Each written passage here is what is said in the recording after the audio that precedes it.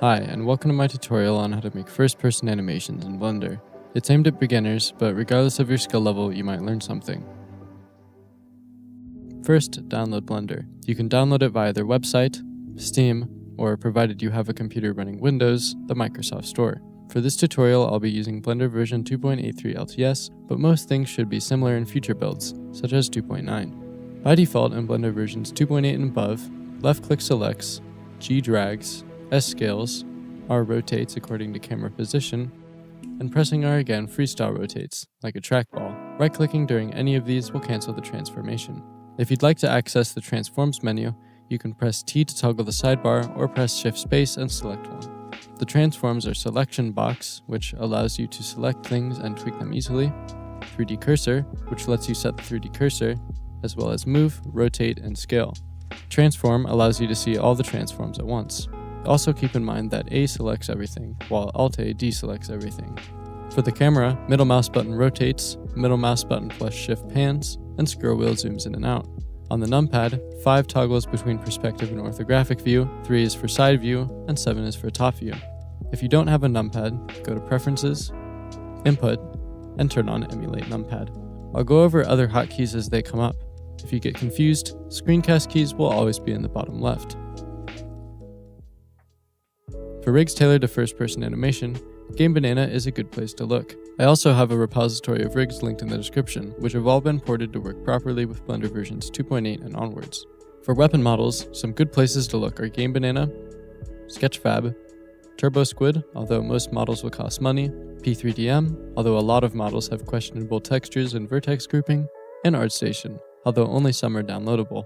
Model Haven used to have good weapon models as well, but as of this recording, they've been removed. This could always change though. As always, it's important to give credit to the authors if you're going to be using their work. If you're making this for a game or other commercial purpose, be sure to check the licensing or ask the author, because most of the time, you're not allowed to. First go to File, Import, and then choose the file extension that your model is formatted in. Mine is an FBX, so I'll select that, find the model, and click Import. Next, if your model has multiple meshes, like mine, you should unify them. You can have multiple meshes if you need to, but if you don't, it will ultimately just worsen performance. To merge, select one mesh, hold Shift, and start selecting the other ones. Press Ctrl J to join them. Hold Z and select wireframe mode to make sure you have everything. If you miss something, you can just repeat the process. Now we need to assign vertex groups. You need one for every part of the weapon you want to move. First, make sure the model is selected, and go into edit mode by pressing Tab. I like to use face selection, so I'll switch to that in the top left. Go to the Object Data tab, create a new vertex group, and name it Weapon. Make sure everything is selected, click Assign, then deselect everything. Press L while hovering over the model to start selecting parts, then assign them to their own vertex groups. I'm going to speed this up so you don't have to watch through all of it, but once again, use this method to select all the parts you want to rig.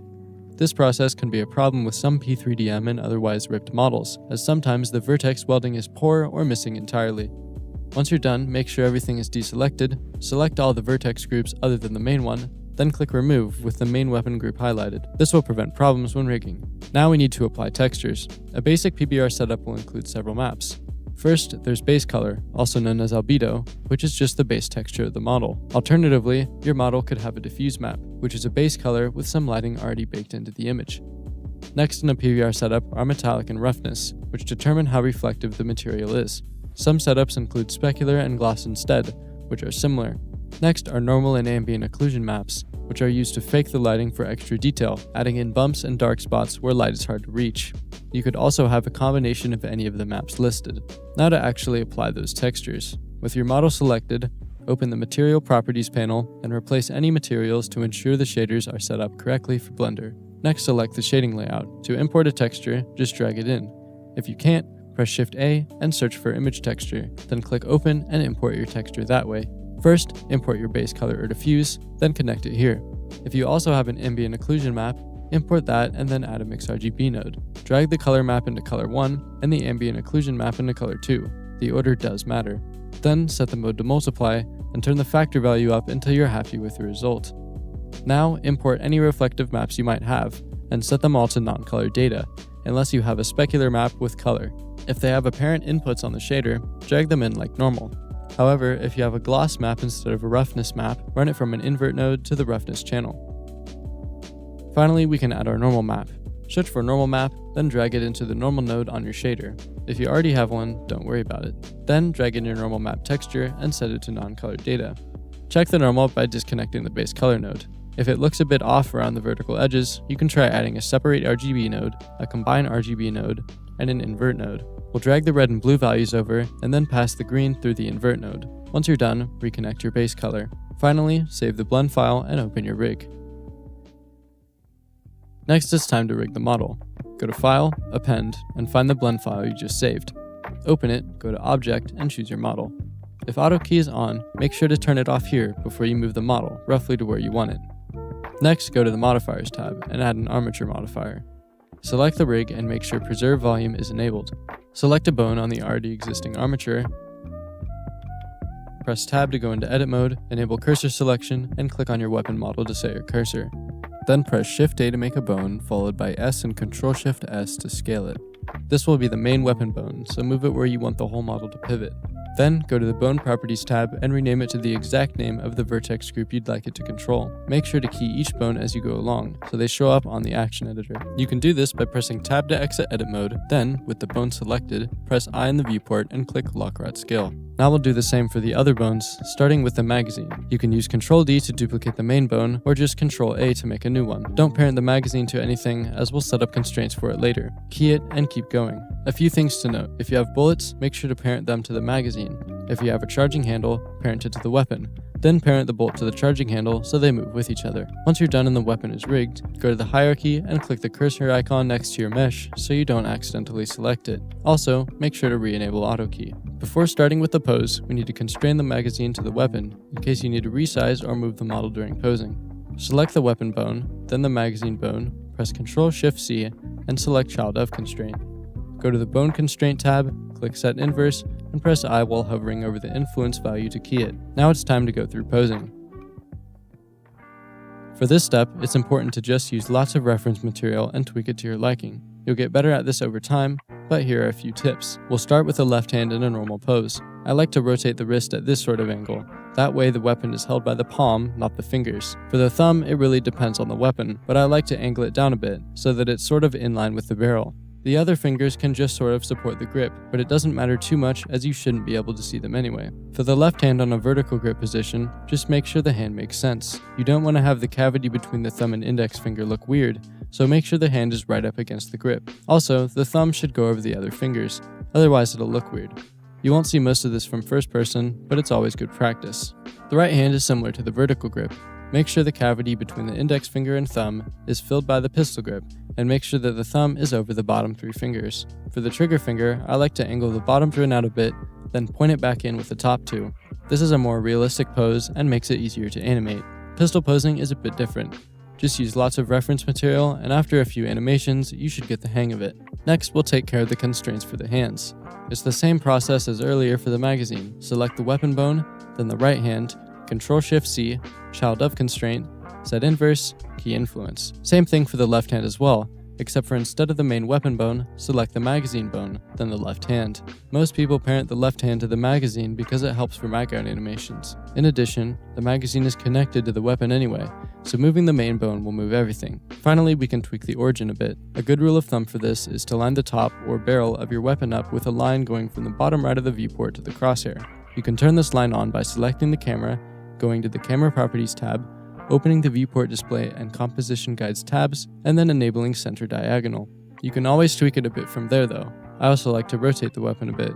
It's more interesting that way. Don't overdo it though, otherwise the barrel won't line up with the crosshair and it'll just look weird. Now it's time to begin animating. I'd like to mention that for this tutorial, I'll be animating in 60 FPS. A lot of rigs, including mine, are set to 30 FPS by default. That's because most people animate in 30 and then interpolate to 60. I recommend you try both, but keep in mind the frame timings I use in this tutorial will be for 60. With that in mind, we'll start with the draw animation. Go down to the action editor, click the new action button, and rename it to draw. What I usually do for draws is to move the summary keyframe over a bit, then take the main weapon bone and move it down. What we're doing here is making the holstered pose, so try to make it where the weapon would actually come from, not some random location. Now we have 2 poses, holstered and drawn. But as it is, this is really linear. Open the main weapon keyframe to view all the axes values. Now it's just a matter of adding a few more keyframes to vary the motions. You can try using the graph editor for this, but I wouldn't recommend it until you've done a few animations without it. After varying it with more keyframes, we should be ready to move on to the next animation.